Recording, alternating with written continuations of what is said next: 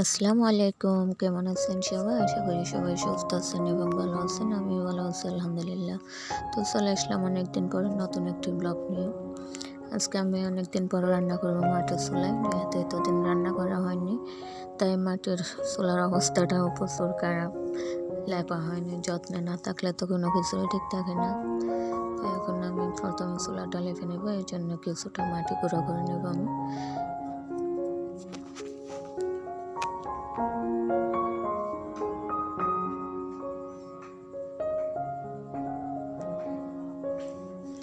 মাটিগুলো ভালোভাবে গুঁড়ো করে ভিজিয়ে নিলে তাড়াতাড়ি ভিজে যাবে, সময় লাগবে না তেমন একটা।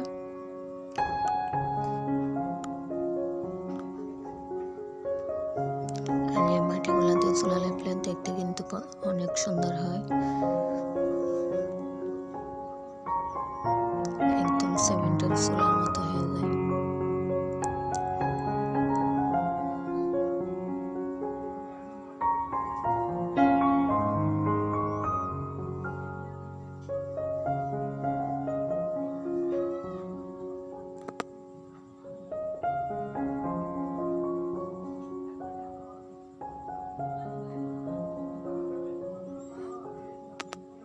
গুঁড়া করা হয়ে গেছে, এখন মাটিগুলো কিছুক্ষণের জন্য আমি ভিজিয়ে রাখবো। আর এদিকে রান্না করার জন্য তরকারি কেটে নেব।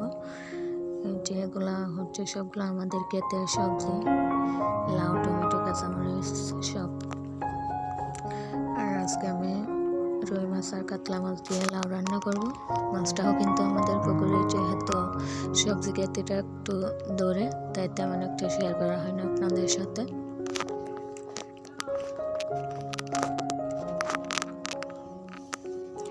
মাটিগুলো ভিজতে থাক, ততক্ষণে আমি সবজিগুলো কেটে নিই।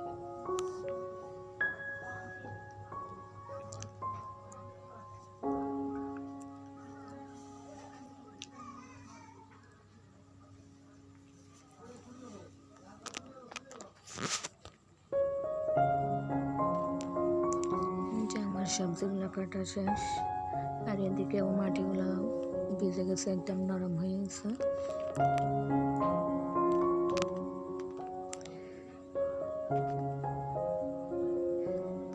প্রথমে আমি কিছুটা লাল মাটি দিয়ে ভাঙা অংশগুলো একটু ভরাট করে নিব। যেহেতু অনেকদিন ধরে চুলাটা জ্বালানো হয়নি, তাই অনেক জায়গায় ভেঙে গেছে। তারপর আমি মাটি দিয়ে সুন্দর করে লেপে নেব।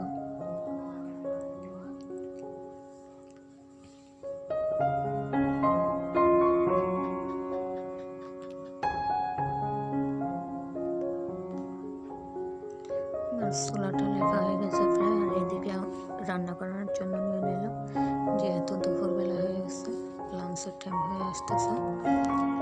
মাছটা আমি আগের থেকে ধুয়ে পরিষ্কার করে রেখেছিলাম। এখন কিছুটা হলুদ আর লবণ মাখিয়ে মাছগুলো প্রথমে ভেজে নেব।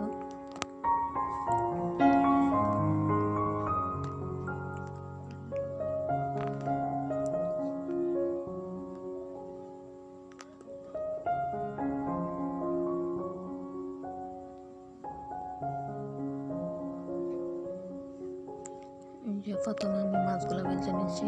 আর প্লিজ কেউ আমার কড়াই দেখে ইগনোর করবেন না, এটা কিন্তু অনেক আগের পুরানো কড়াই। আর গ্রামের মানুষের যেহেতু মাটির চুলায় রান্না করা হয়, হাঁড়ি পাতিল এরকমই থাকে। আর আমার মাটির চুলার জিনিসগুলো কিন্তু এক্সট্রা। মাটির চুলা যেহেতু রান্না করা হয়, যে জিনিসগুলো হাঁড়ি পাতিলগুলো ওগুলো আলাদা। মাটির চুলাতে রান্না করলে আমি এই কড়াইতে রান্না করি।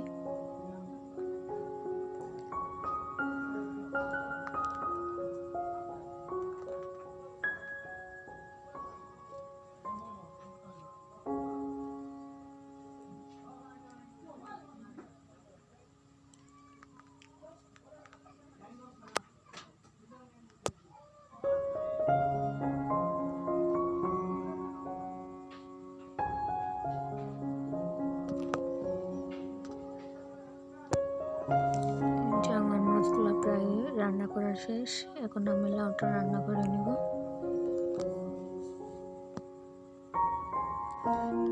এই জন্য আমি প্রথমে আর একটা হাঁড়ি দিয়ে দিলাম, আর কিছুটা তেল দিয়ে দিলাম। আমি অল্প একটু তেল দিয়ে রান্না করব। তেলটা গরম হয়ে গেছে, এখন বেশি করে একটু পেঁয়াজ দিয়ে দিব।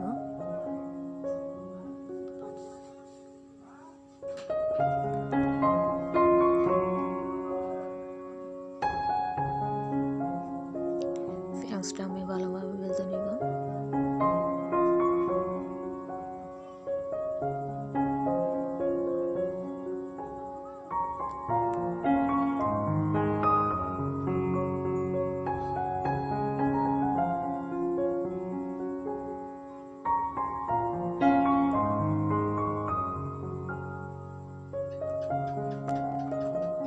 পেঁয়াজটা কিছুক্ষণ ভেজে নিলাম, আর এদিকে আমি হলুদ মরিচ মশলা সব একসাথে পানি দিয়ে মেখে রেখেছিলাম, ওইটাই দিয়ে দিলাম।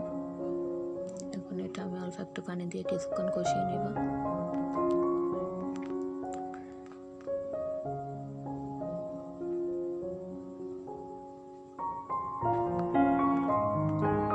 কষানো হয়ে গেছে, এখন আমি কেটে রাখা লাউগুলো দিয়ে দিলাম।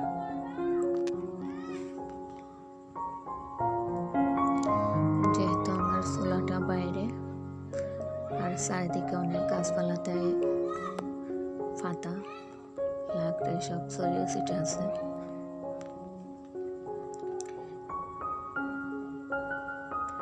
লাউগুলা দিয়ে দিলাম আমি।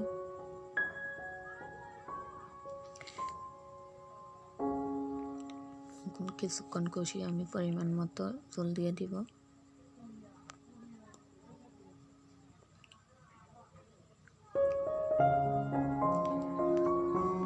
এরপর ভেজে রাখা মাছগুলা দিয়ে দিলাম আমি।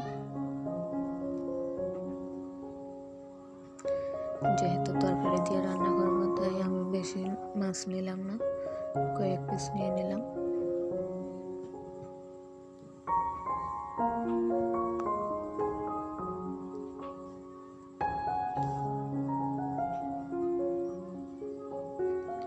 যে কোনো তরকারি এরকম পুকুরের টাটকা মাছ দিয়ে রান্না করলে কিন্তু খেতে অনেক স্বাদ হয়। এখন আমি দিয়ে দিলাম কিছুটা ধনেপাতা, আর দিয়ে দিব কয়েকটা টমেটো আর কয়েকটা কাঁচামরিচ।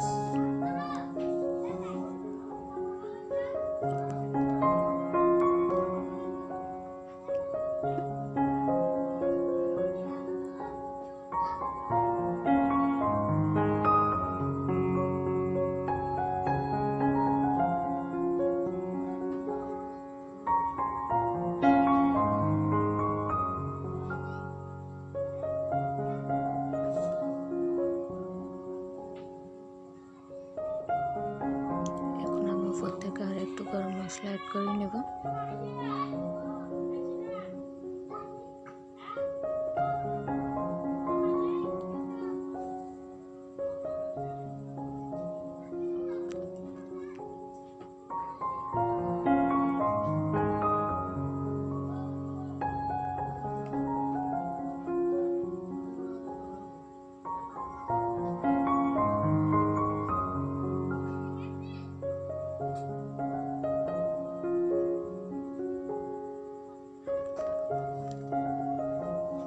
এদিকে দেখুন, এটা হচ্ছে আমার সোলার পাড়ে আম গাছ, একদম সোলার সাথে লাগানো।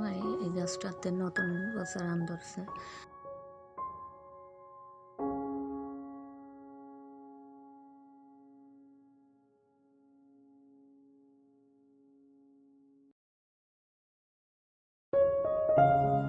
দেখতে দেখতে আমার রান্নাটা প্রায় শেষ, আর লাঞ্চের টাইমও হয়ে গেছে।